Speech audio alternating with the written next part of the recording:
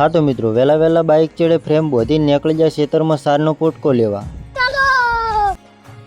ખેતરમાંથી સારનો પોટકો લઈને વળતા છે, પણ આ બાજુ આવેરાથી આપણે દીનો કાકો દૂધ ભરાઈને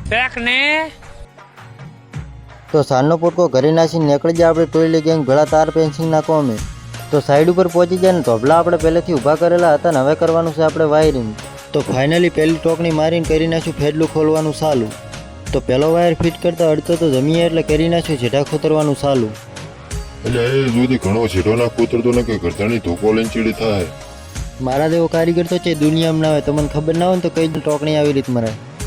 તો ફાઇનલી 3 વાયર ખેંચીને કરી નાખ્યા કમ્પ્લીટ ને નીકળી જાય ચોથો વાયર ખેંચવા। તો એક એક કરતા ખેંચી નાખ્યા 100 વાયર ને બાકી રહેશો છે ખાલી ઓનલી 1 વાયર।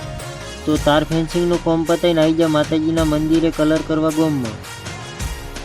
તો આ બાજુ જોરો છોરોથી કોમ ચાલુ હતું લૂડિયો લેવાનું। ફોટો પાડો મારો। આજે તો એવો કલર કરો કે બધા દોડીએ શાબાશી આલે। હા તો મિત્રો અડધો કલર કરી નાખ્યો ને અડધો કલર કરવાનો છે બાકી। વ્લોગ સારો લાગ્યો તો લાઈક શેર અને સબસ્ક્રાઈબ કરવાનું ભૂલતા નહીં। જય માતાજી।